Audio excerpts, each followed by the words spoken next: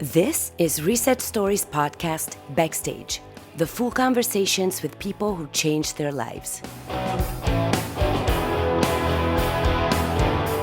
So the first question that we ask is, who are you? Which is a big question. Who are you and what you do now?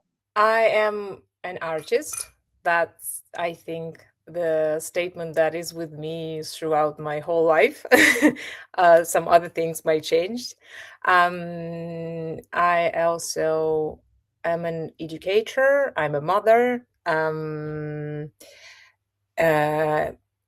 Immigrant.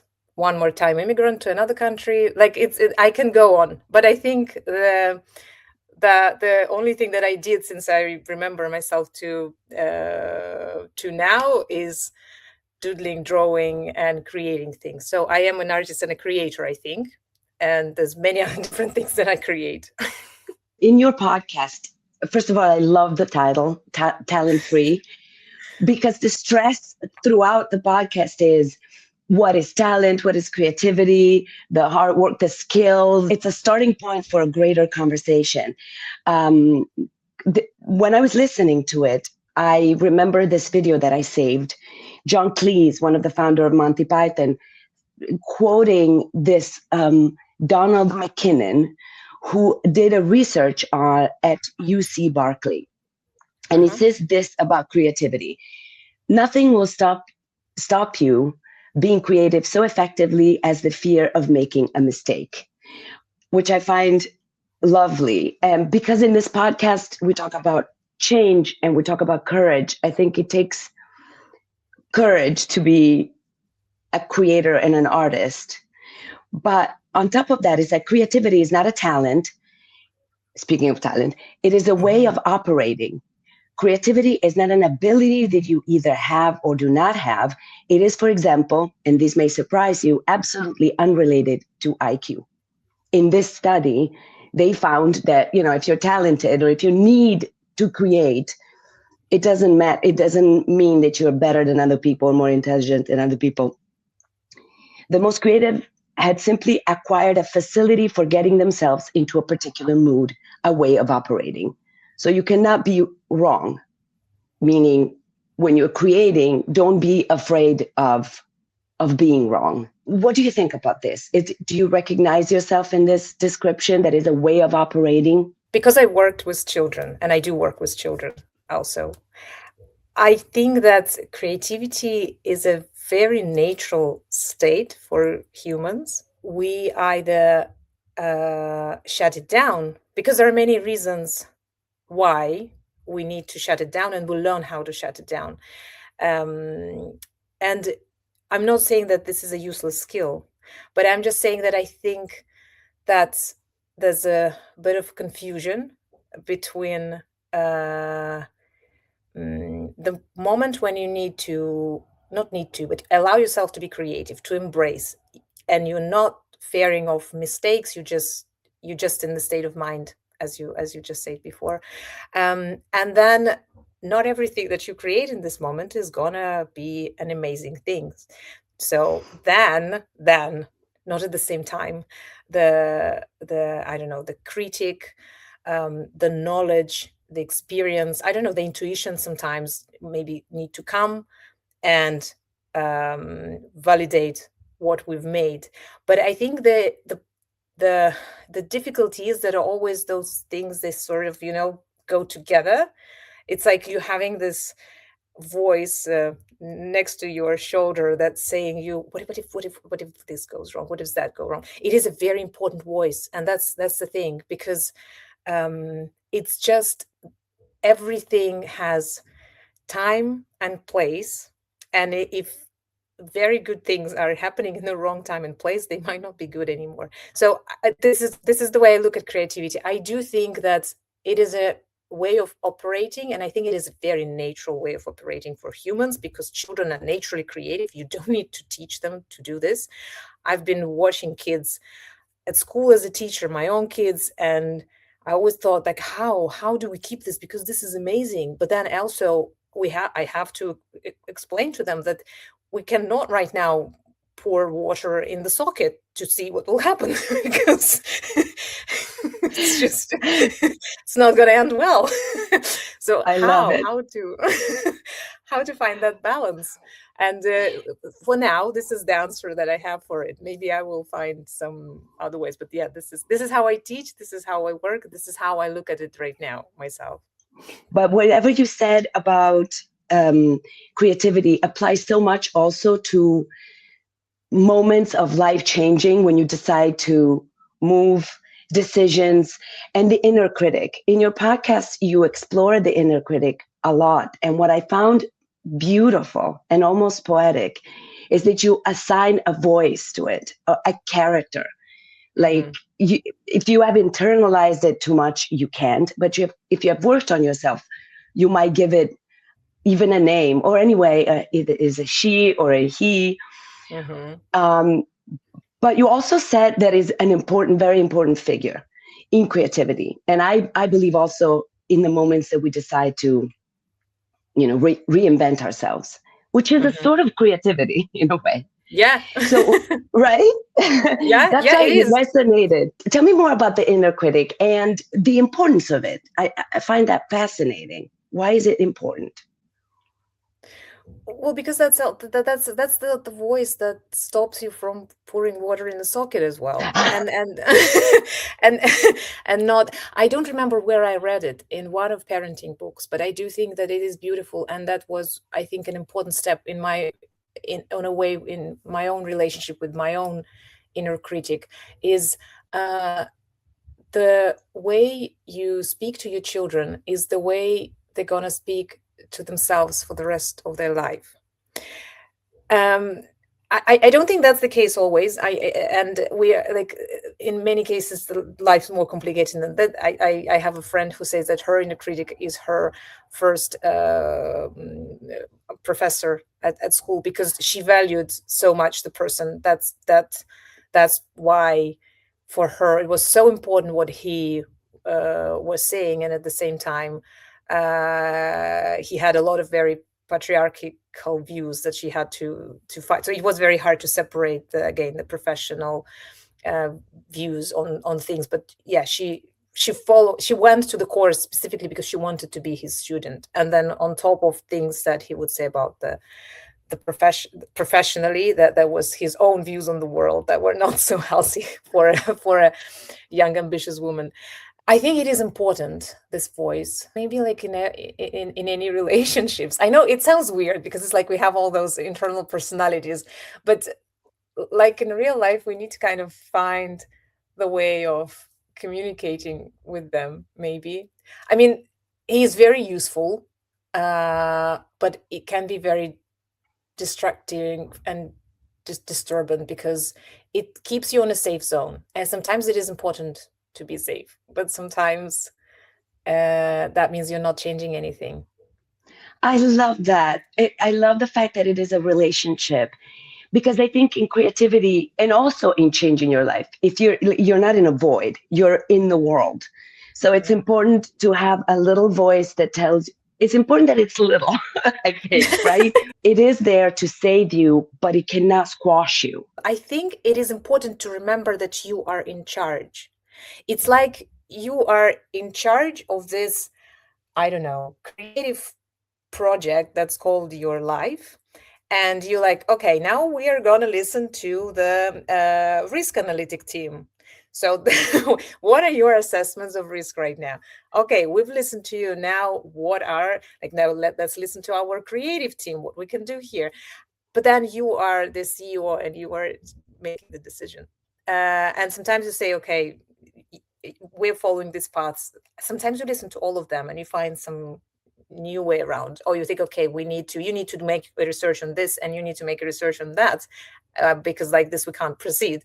But you are in charge. And sometimes in my life, when critic is big, he's very loud, which means sometimes he kind of takes a lot of attention, more than he deserves, and those are not the best times of my life. That's kind of how I can respond to it. It happens sometimes, and I think it is important to watch him, because he will try to um, he will try to stay in charge. I love the fact that there's a team within you, that you're the CEO, the concept of being the CEO of your life. It's amazing. And so let's rebrand the inner critic and call it, how did you call it? I love it. Let's rebrand it. I say something like risk assessment team. Yeah. Risk assessment team. That's why also I loved your podcast, because you have great insights, and also some of your guests were just, I saved some podcasts, some episodes. I want to re-listen to them because there's a lot you discussed there that I want to process. So, thank you. Wonderful. Thank you. Thank you. Yeah. I am in love with all of my guests. That's true. I was so lucky. So many amazing people said yes when I asked. That's wonderful. And same here. I am so happy to be talking to you. Let's go back a little bit and talk about your story. So now we know who you are and what you do, more or less, oversimplifying it. What do you think were or was your biggest changes or change? I will go with my second immigration, partly because it's just been, I think, the hardest change. I underestimated many things. It transformed me more than I expected, and it also was probably the least controlled. Like, I had to let go of many things, and I had to do many things in a way in which I probably wouldn't if I have more energy, because one of the reasons that this change started happening when my son was just a year and a half, and we moved from London to Naples, which is quite a dramatic change for people who know something about those two cities. Night and day. Yeah, wow. I think inside Europe, those are the most two contrasted places. I might be wrong, but this is, from wherever I've been, this is how I see it. I didn't speak Italian at all. That was like rewriting from the start. So many things, and it was not, I probably will say that it's not, also wasn't my 100% my decision. I mean, we already were a small family, and my husband wanted to change his profession. He was looking for opportunities that would work, like financially, that we need to reduce the expenses. Like there's been a lot of things, and this is how we ended up in Naples. And he was studying. I was with the kid, and like the idea was that I will work part-time, but it just wasn't it was impossible. It was impossible because of how different everything was. It was impossible because of the age of the youngest child, there's no like family and support around. So it was a very big change, and there's been a lot of things that I had to figure out on the way, and I in a way wasn't doing it because I had like clear aim where I'm going. I functioned as a part of a unit. As a unit, we made a decision. And that's sometimes when it's maybe harder. In some ways it's easier because, again, you're not alone. But in some ways it's harder because you're like, why am I doing this? Sometimes. Yeah, I do have clear answers now, but it's been quite intense couple of years. And I think it changed me a lot. And I had more or less the same experience. New York was my adopted, I brought everything there. I lived there for 18 years. All my childhood diaries were there. I thought I would be there forever.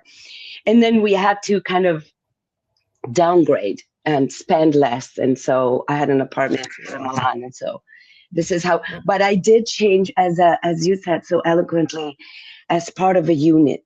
You touched a little bit in your podcast here and there, how maternity, I'm not saying stopped your creativity, but kind of like you weren't yourself, your usual artist self, which I think it's interesting. Maternity is, and being a parent, especially for a woman, especially when the kids are very small, an incredible change, especially for creative people. I couldn't write a single word for years.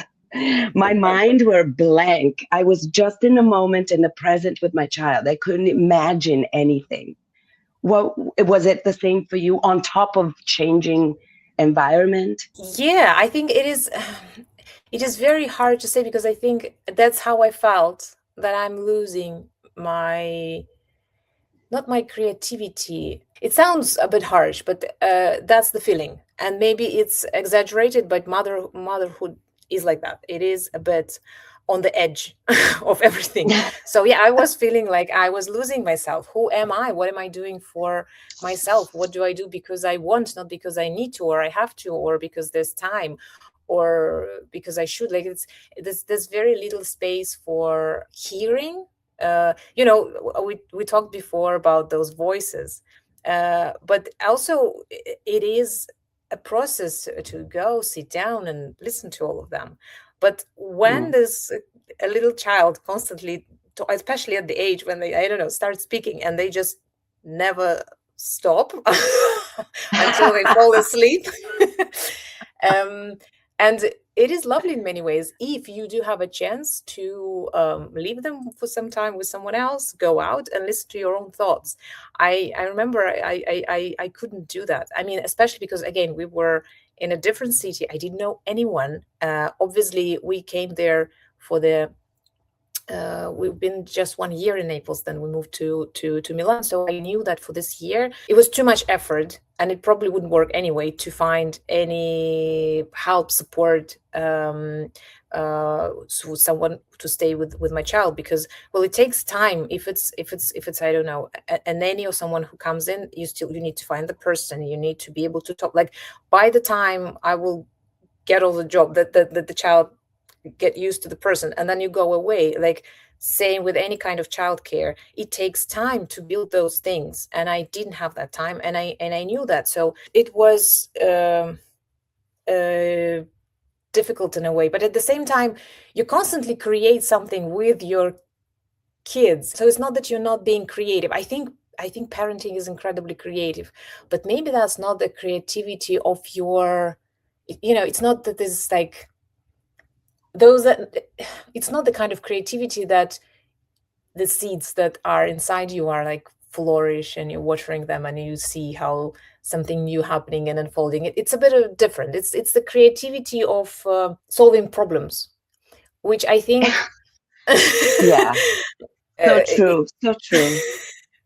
which I think is what I didn't see for some time, and I thought that I am not creative anymore. But actually, no, I had no creative energy, because my creative energy was feeding another need, and I felt that, this fear of I won't be able to create anymore. I'm not feeling it with my second child, because I know that it's not because I don't have it or I lost it, or it's because it goes somewhere else. And maybe it's a pity that it goes somewhere else, but it doesn't mean that I'm losing it. I'm actually maybe making it stronger, because I have to think outside of the box like 20 times a day.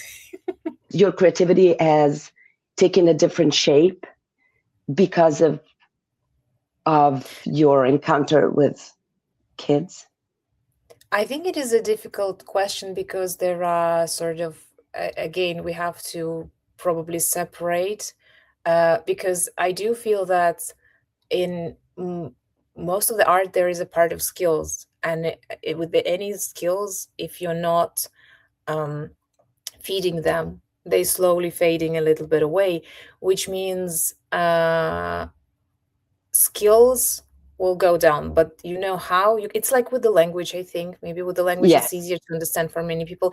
It's easier to learn the language for the second time, but if you're not using the language, you can even start forgetting your own language. Like, people think that if you are born and raised in the country, you will never forget it. That's not true. I mean, yeah, it it's so can get true. really hard, yeah, to speak your own language. So, and the skills part, I think we have to be, it's brutal, but it's honest. If we Because a lot of our energy going towards children, that means that the skills part in, like, I don't know, drawing, writing, computering, like whatever we do as professionals, not as mothers, it goes down. It is sad to witness it when you come out and you start doing something and you're like, oh no, no, no, how did I? Or like, I once found my thesis that I wrote at the university, and I read it and I was like,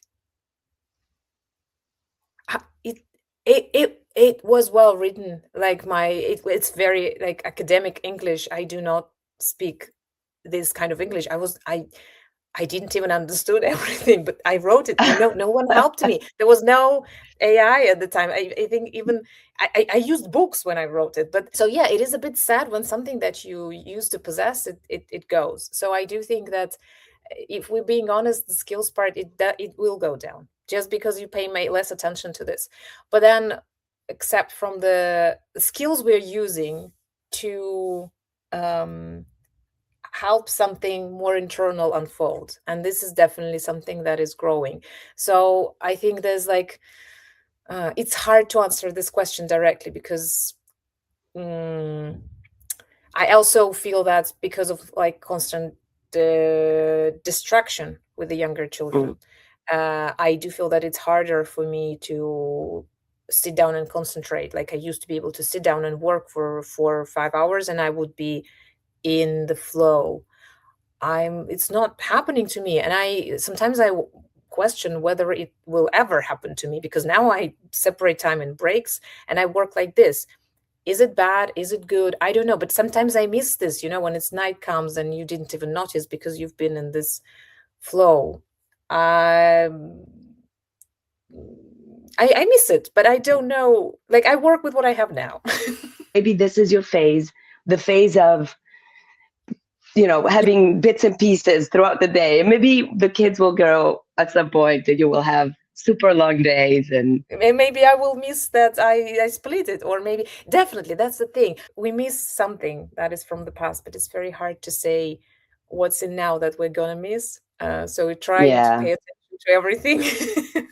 absolutely. Speaking of missing, oh my God, you touched on so many things. When you change your life, most of the times, not always, but it involves traveling, right? You Mhm, you move from a place to another, like in your case, like in many mhm. cases, and there's this element of nostalgia. Do you feel like I am like I'm terrible? I need to stop myself from missing things that I chose to leave. I chose to leave them and I still miss them. Do you have that feeling, or you ever had it, or? I have it. I have it. And it's very, there's so many shades of this feeling. I did a project, the art project, some time ago about home and feeling at home. Mm, And I think because I started thinking that it's very interesting, like in which places do I feel at home, even in other places. When I come to London, um, I I'm feeling at home when I'm eating a sandwich on a subway because I used to do it when I was a student, and it is like a couple of times when I would come, the first thing I would do after I leave my bag, I would the next place where I would go with the sandwich and eat it on the way, and it was like feels so good. Um, but that's and I was kind of thinking about so those places where you feel very relaxed, and I mean it's even I think the physical sensation like when mm, your body's like I am at home. It is funny because it's in very uh different and not that obvious places sometimes, because I remember when I've been mm, with my sister and we went to the river, and there was this smell of I can't it's of this like wet sand and maybe the particular things that grows around this river. I think that I don't think it's a pretty smell, honestly. I don't think it's a nice one. But this is how rivers smelled when I was a child in the place where I was growing. And I felt so happy in this moment. It was amazing. And it's just I don't know. I was like I asked my sister, can we just stay here for half an hour? For half an hour we sit down there, talk there. Yeah, those this points, and I collect them as precious memories to keep with me. Sometimes it is painful, but sometimes it is beautiful. so you have several places where you feel at home. Do you also Uh, feel like you don't belong to any place anymore, or you're like your home is scattered around? it's partly depends on where I am generally with my head, because sometimes I feel like everywhere is home. I come to different places, and sometimes I come to the to the new city where I've never been, and I just all of a sudden, I don't know, in the cafeteria, and someone I don't know speaks Italian or English, or I recognize the sort of smell from the food, something that is familiar to me, and I feel that I am getting the context here because of so many different places where I've already been, and I am. It's not that I'm feeling at home here, but I'm feeling that I belong here because of so many different other places where I was belonging for some time. But at the same time, yes, sometimes it feels like, oh, it's just like nowhere. So it is, I think, it is such a complex feeling. There's just so many things, and it can get different in shades. I think it can sort of turn a bit lighter and dark, but it's definitely not one place, and it's definitely something that is not stable. It transforms with time. And my mom sent me a few photographs from the city where I grew up, and I just started crying, and I was like, just don't do this again. Warn me when you do it, because and and I have to calm myself down, saying to myself that it's not that I can't go there, it's also that it doesn't exist even anymore, because just because they rebuilt it, they kind of like there's no, this park doesn't exist anymore because in this place there are now 3 elite houses or something like this. It's just, it's not there. And the place where I used to go to school, it's not a school anymore. The school moved to another place. Even if we want to sort of keep and preserve the places, like life goes on.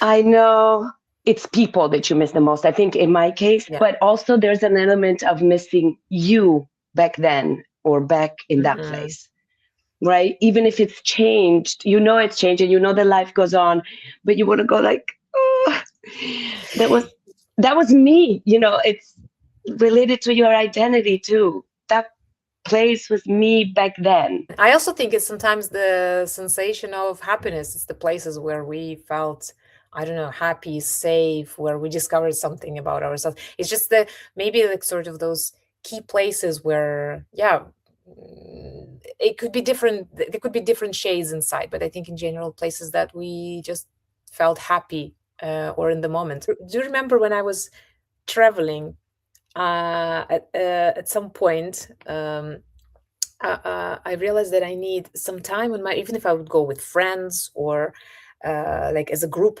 I would need some time with the city on my own, and I would try to organize it for myself. Like, I don't know, wake up earlier than everyone if we're in France and go out and walk a little bit on the street, because I wanted to kind of get a sense of place, to feel the place. But it turns out that in years, those are the moments that I remember the most, because I was paying attention to being here, there, to the smells, to the sound of people talking about something I have no idea what, because I don't understand the language. That was beautiful, and I remember most of those moments. Listening to you talking so sensorially about things. You mentioned smells, you mentioned hearing. Like, is it because you are an artist? Is it because you paint? That is a very interesting observation. That could be a chicken and an egg question, because maybe because I'm an artist, I'm paying more attention to those things. But I remember that when I was a kid and I realized that I want to become an artist, I want to study, I went to the art school, and I was like, but I hate museums. They're so boring. Like, how is that happening? That I love to draw and I hate museums. So that was when I started asking this question to myself. And then when I kind of started making the artworks and the shows myself, and the events and the exhibitions, I was always thinking about, so the person's coming here and I want them to come into my world, to be welcomed. So that means, well, I need to think about what are the sounds, what are the music. It's not just a pretty picture that you passed by. I want to create the world where you feel differently, feel something different to what you felt like 15 minutes before you entered. So I think maybe that was naturally important for me as a person, but because of my profession, I also paid more attention to this, and step by step, it kind of became, it grew because I fed it. But I can't say what was first. I do the same. I think we all do the same, and I think maybe this goes back to creativity. We're all creative people, like kids. are naturally creative, but then some people grow up and choose. In one of your podcasts, one of the guests said it so beautifully. You kind of decide that it's superfluous. That is, Yeah. it's not about producing something. If it art is, yeah, sure, it's cute. It's this little thing that you do, but it's not. It doesn't contribute to society or something, which is so not true. When people say that they're not creative, that they usually mean that they do not have time to waste. It saddens me a little bit because I think that sometimes it's true, meaning that maybe their lives is so busy in Yeah. working at their job to make a living that they have completely just buried their, speaking of the CEO of your life, the creative people are in the basement locked and then nobody comes out. It's terrible. Yeah. So you always wanted to be an artist ever since you were a young girl, right? I think an artist as a big word, yes. I did have a lot of doubts many times because it's not the, well, maybe for me, but it's not the simplest profession, career to attend. So I also thought that maybe I should be writing. Mm. Maybe because yes, I had like stories. I drew comic books when I was a teenager, and I was very much into comics. So, like, if we use artist as a like bigger word that Right. is anything creative, then probably yes. I don't think I ever, and like my some members of my family, they were kind of to kind of slightly twist me towards something more solid yet creative, something like maybe you want to be an architect, and Classic. uh, The classic architect is right there in between. I think just drawing and doodling, that was always there, and I always loved it. And even in times when I studied ceramics in the end because I wanted to Oh yeah. study big painting, but there was the competition was so big at the university. I thought I will never get there, so I kind of downgraded, if we can say so. Also, there was a teacher that I really liked, so I Mm. downgraded from what I was imagining in my head, um, uh, towards the person who I knew, and yeah, sometimes this thing happens for a For a good reason. reason. Yeah. Yeah, because I don't think I would actually be happier there.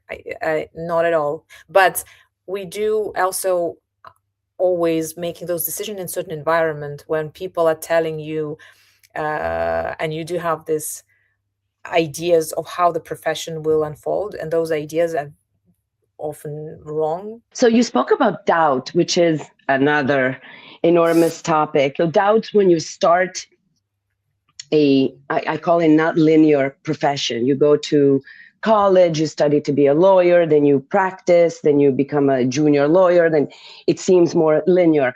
When in careers that are less linear, in artist career, you are always out of job. Like you're always unemployed. You do a project and then you're out of a job, and then you do another project and then you finish. It's non-linear. Did you ever have doubts, or when you moved to Naples, did you go, we should have stayed in London? Do you have these moments Oh, I of have plenty almost of them. I mean, it's hard to say because I do not have. I don't think I think. Oh, we should have stayed in London. mm, I mean, I can this thought can come to my mind when I'm angry, tired, frustrated, when I am on this next round with Questura di Milano. I do think sometimes like, say no oh. more.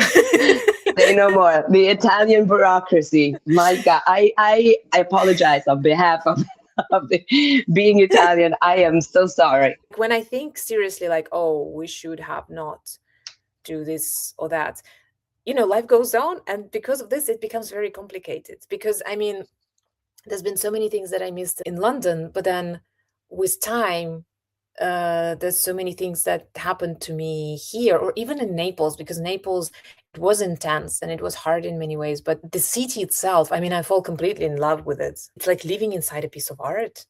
And Mm, living there, I thought, should I come here when I was a student, for example? I don't know. For example, I would choose the university here. I would probably stay here because of that strange sensation of connection with time. You walk just down the street, and there are holes in the walls from the nails, because there used to be a market here. God knows how many 200 years ago. Like it. yeah. Um, I cannot regret that I lived there, even though it was very complicated and hard. And it was complicated and hard because, again, I didn't speak the language, because it was very stressful, and because I was full time with the kid because my husband was studying, and also the whole point of this whole thing was to give him this opportunity to study. So I did my best to give him time for this. How about more involved parenting, and I don't know, equal separation of? But that's the Mm, point why we moved here. You know, if now he will be taking more of this, then we should have stayed in London, because in London I had a lot of more help and support, because we were in a different stage of. Those conversations are kind of constantly happening in the head, whether those are loops and traps, or whether those are something that can evolve in potential solution. You know, sometimes I mm, try sometimes to unwrap them and see, okay, so what is the need behind that is screaming so badly that we should have stayed, why, what exactly is that you are mm, missing? It is about how we uh, experience thing, rather than what is actually happening for the side viewer. Because I had this with my kid when I needed to pick him from school at a certain time, and with some other commitments of mine, it was very stressful for me, because I felt like I just started getting into like sort of this flow, and I have to run to pick him up from school, mm, and that was making me angry. And then I started kind of digging down, like, why is it making me angry? Why do I want to? And I realized that, and I ended up with the question, why do I pick him up from school? Why am I doing this? mm. What do I want? And I realized that my answer for this is that because I want that he just started, it was a new school and he just started. And I realized that my answer was that when he comes out, he sees my face first. Uh, and that was it for me, because after that I just stopped being angry, that because this is why I go, because if my answer be I just want him to get safe from there to home, that would be a problem that I need to try to solve. But Yeah, my answer was different. So sometimes with those doubts, it's about what is there. The only thing is that we need to have energy for it, because to do this digging, you need to have energy. And sometimes when I'm tired, I just moan, and that's the end of it. I don't I know that I need to think what to do about it, but I was just like, okay, I'll do it next time. it's it's okay. Like Scarlett O'Hara, I'll think about it tomorrow. We always ask at the end of the podcast for a quote, a mantra. If you have a sentence, But there is one that I have written next to my desk. um yes, I see a Picasso quote, and I think okay, it's everything you can imagine is possible. It's something like that. I think that is a very inspiring one. There are moments when I disagree with it, but I think it is a very inspiring one. It's nice to have it at the is. desk, look at it. It's just, yeah, okay. If I can imagine it, Let's I go can. for it. Sometimes it's good to have something to look up to. Can I ask you one last question? Yeah, yeah, no, yes, yes, yes, absolutely. Thank you. Sorry, because it's 1 hour, but I will go forever. No, when you said that London and Naples are very different, and I totally get it.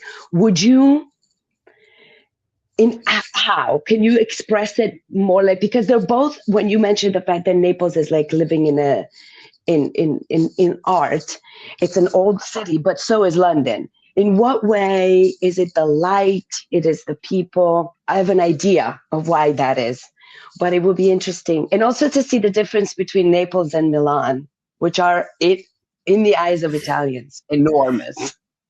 It is enormous. It feels like one more immigration. When I say to someone who never lived in Italy that I moved from Naples to Milan, they're like, it's like between London and, I don't know, Liverpool. It feels like Mm, it was another immigration because it's yeah. completely different world.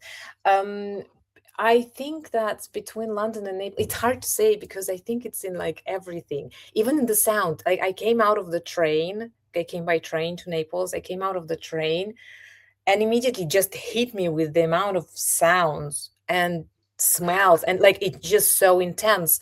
And well, London, I can't say that London is not intense, but it's a completely different type of intensity. And my kid was he was close to 2 at we just went out of the from the train, and he was like, no helmet, no helmet, no helmet, no. He just never saw a person on a bike, not on scooter, of course, without a helmet ever before. Oh my. We had a neighbor. Her husband would go for work in the morning. It's fourth floor. He would take down the dog. The dog would like do its business, and then he Hmm. would just send the dog, and he would scream up that she went, and she down said arrivata. So when the dog would arrive, and he would go, and that was every morning at around, I don't know, 7 or 8, I would hear I first he love it. screaming that she sent the dog up, and then she would scream down that the dog has arrived. And I understand why this is, because the steps are huge. This fourth floor was God knows how high, because it's very old building. So I understand that this is not the stairs you want to take with the dog, but it's just I can't imagine this in the house where I lived in London. It was just, Yeah. smells like just the tone down. Mm. I always say that Milan is the New Yorkist of Italy, uh, but it does look like not the stereotypical Italian from people who are Mhm. not Italian. They think more about Rome and Naples.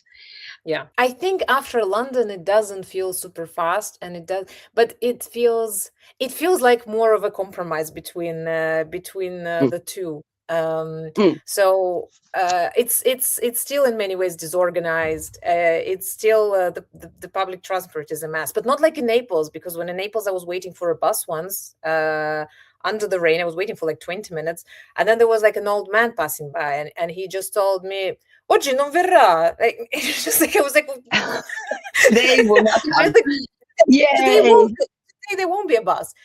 Why do I know that? Well, what I learned in Naples is that someone gives you an advice, you take it, because I have no idea. But like I had to walk the whole. So it's not like this in Milan anymore.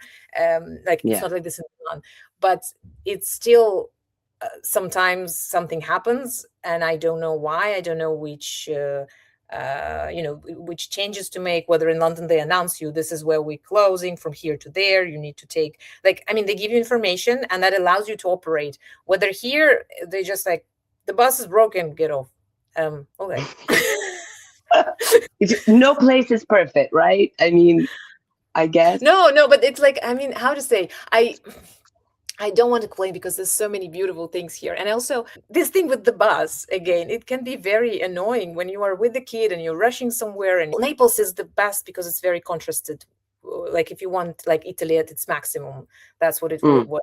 But there were people in Naples who would walk me because they realized that I got lost, and they would walk me for like 20, 25 minutes, and then they would go back. So they didn't need, I wasn't on their way. They just wanted to make sure that I found where I am. And at the same time, there were people who would really shout at me because I don't speak Italian, and they were getting very upset about Oh, this. So it is this kind of I'm sorry. mm, Yeah. both things, and I prefer to look at the first ones because there was so many, as I said, amazing people who would help me, and I don't know why they spend so much time doing it. They never saw me, not before, not after. If you could make a Frankenstein of the perfect place, if you, the efficiency of London, the character of Naples, maybe.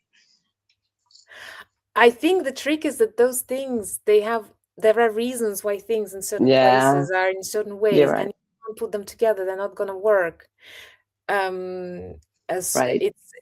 because it's the same thing, this person who was helping me, um, um, they need to get involved, whether in London people are not getting involved that much, which means as a mother I enjoyed it more because no one gave me advices on putting the hat or socks on my baby, which I'm getting a lot here.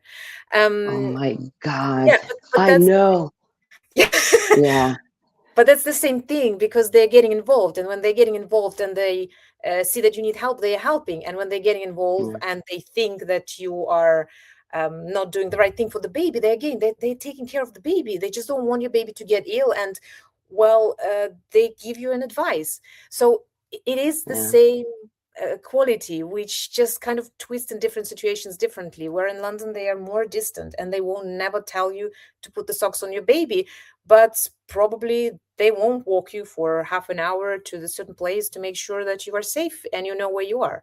I'm not saying that Yeah. this never happened, but that is kind of less. It's just because people Yeah. are more involved with life of others, whether it's good, bad, or not. That True. depends on circumstances. Every place is different. I'm sorry. I went over what was the biggest or the teaching moments that this big change has brought to you or changes. That I change all the time. There's things the decisions that you said about doubts, the decisions that I made based on the information that I had at the time. So I think I learned not to judge myself from the future when I'm just simply having more information about the outcome, about the decision that I would make differently. I would make them differently, not then. I would make them differently now because I know more. Right. So that helps sometimes because yeah, the some circumstances are really the ones you don't want, and you're like, why did I do that?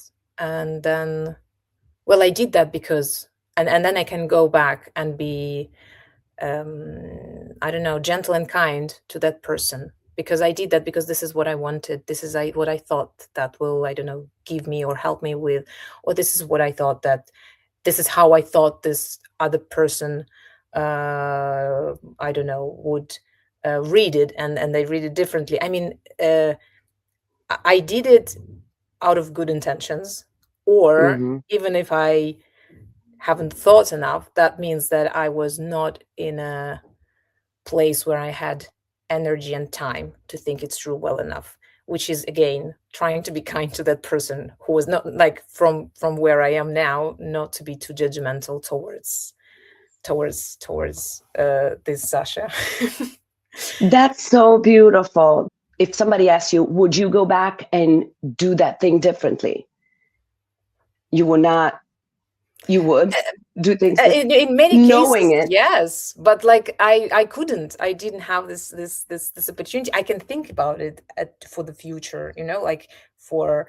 But I think there's a difference between again risk assess something that you did and it didn't work Right. well, and just taking the big stick and start hitting yourself.